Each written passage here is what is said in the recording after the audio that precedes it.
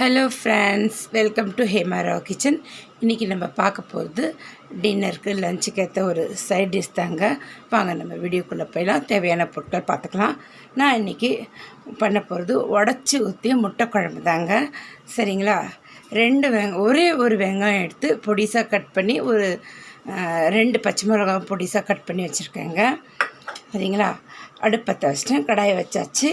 நம்ம எண்ணெய் விட்டுக்கலாங்க தேவையான அளவு. இது ஒரு 3லேருந்து 4 டேபிள் ஸ்பூன் விட்டுக்கோங்க. முட்டை குழம்புக்கு கொஞ்சம் எண்ணெய் கூடுதலாக இருந்தால் நல்லாயிருக்கும். நான் இப்போ ஒரு பிரிஞ்சி இலை, 1/2 டீஸ்பூன் சோம்பு, ஒரு 4 லவங்கம், ஒரு துண்டு பட்டை எடுத்துருக்கேங்க. போட்டுடலாம். இது கூடவே 2 எண்ணுக்கு கருவேப்பிலையும் எடுத்து வச்சுருக்கேன். அதையும் இந்த வெங்காயத்தோடவே சேர்த்துக்கலாங்க. போட்டுக்கலாங்க. வெங்காயம், பச்சை மிளகாய், கருவேப்பிலை போட்டாச்சு.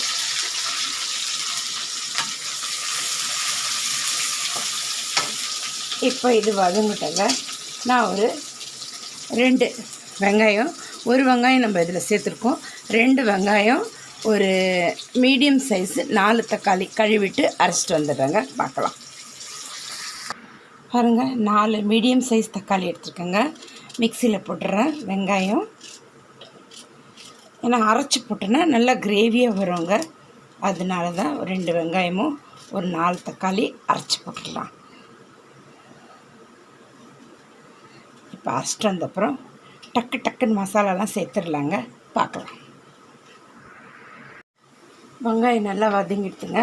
இப்போ நம்ம 1 டீஸ்பூன் இஞ்சி பூண்டு பேஸ்ட் போட்டுக்கலாம்.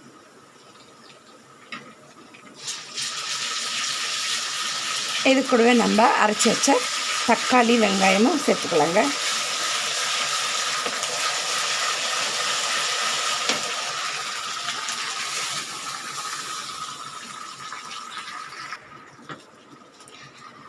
மசாலா சேர்த்துக்கலாங்க. நம்ம 2 டீஸ்பூன் தனியா பொடி, 1/2 டீஸ்பூன் கரம் மசாலா, 1/2 டீஸ்பூன் மஞ்சள் பொடி, 1/2 டீஸ்பூன் மிளகாய் பொடி, தனி மிளகாய் பொடி.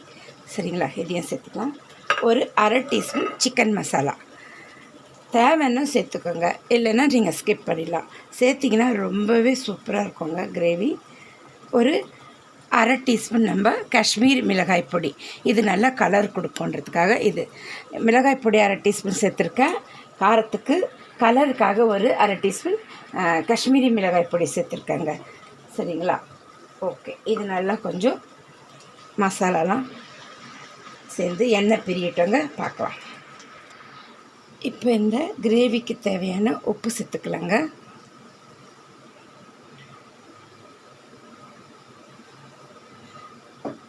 இந்த முட்டை கிரேவி வெள்ளை சாதத்துக்கு, வெரைட்டி சாதத்துக்கு, பரோட்டா, பூரி, சப்பாத்தி எல்லாத்துக்கும் நல்லா இருக்குங்க. அந்த நல்ல காம்பினேஷன், நல்ல டேஸ்ட்டில் இருக்கும். சரிங்களா? இப்போ எண்ணெய் பிரிட்டும் பார்க்கலாம். பாருங்கள், மசாலாவில் எண்ணெய் பிரிஞ்சுடுத்து. இப்போ நம்ம தேவையான அளவு தண்ணி விடலாங்க.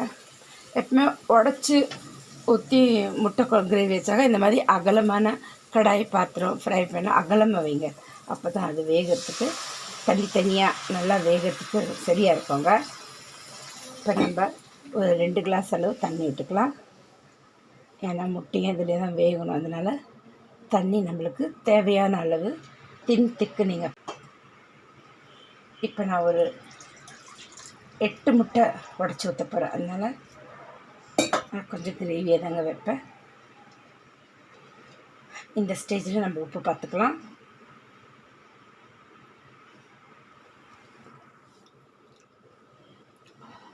இன்னும் கொஞ்சம் உப்பு சேர்த்துக்கலாங்க. ஏன்னா முட்டைக்கும் சேரணும் இல்லைங்களா?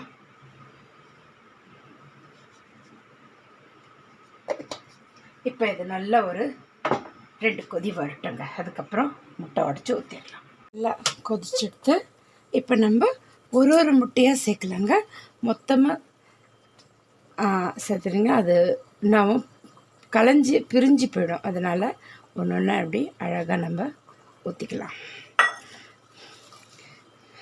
ஒன்று ஊற்றிட்டேன். அதே மாதிரி உங்களுக்கு தோல் எல்லாம் கூட இந்த முட்டை ஓடெல்லாம் அதில் விழாது. அதனால் இப்போ நான் எல்லா முட்டையும் சேர்த்துட்டு பார்க்கலாங்க. இப்போ 6 முட்டை உடச்சி ஊற்றிருக்கேங்க. பாருங்கள், இதுக்கே இந்த கடாயில் அப்படியே இடம் பத்தலை, 2 முட்டை அப்படியே நிறுத்திட்டேன். நான் 8 முட்டை ஊற்ற வேண்டியது 6 முட்டை ஊற்றிருக்கேன். இது நல்லா வெந்து வரட்டுங்க, பார்க்கலாம். கொத்தமல்லி தழை போட்டு இறக்கிட வேண்டியதுதான். கொதிச்சு இதை திருப்பி போட்டு கொத்தமல்லி தழை போட்டு இறக்கிடலாங்க. அதுக்கப்புறம் நான் பிளேட்டிங் பண்ணி காட்டுறேன் உங்களுக்கு.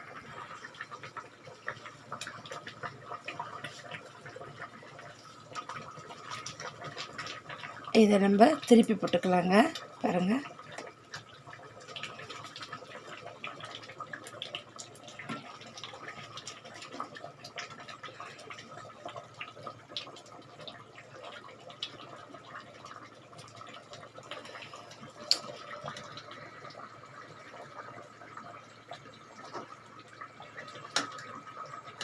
அவ்வளோதாங்க. திருப்பி போட்டேன், ஆல்ரெடி 2 போட்டேன். இப்போ கொத்தமல்லி தழை தூவிடுங்க. நல்லா ஒரு கொதி வரட்டும்.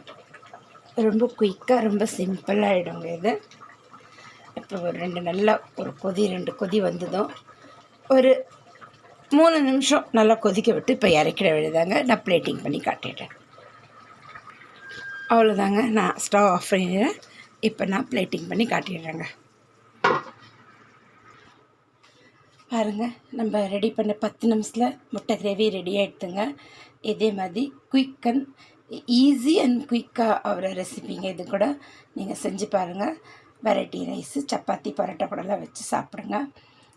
ரொம்ப சூப்பராக வந்திருக்கு. நீங்களும் இதே மாதிரி ட்ரை பண்ணி பார்த்துட்டு எனக்கு லைக் பண்ணுங்கள், கமெண்ட் பண்ணுங்கள், சப்ஸ்கிரைப் பண்ணுங்கள். மறக்காமல் பெல் ஐக்கான் அழுத்துங்க. அப்போ தான் நான் போடுற வீடியோ உடனுக்குடனே வந்து சேருங்க. மீண்டும் நம்ம அடுத்த வீடியோவில் சந்திக்கலாம். தேங்க்யூ ஃபார் வாட்சிங்.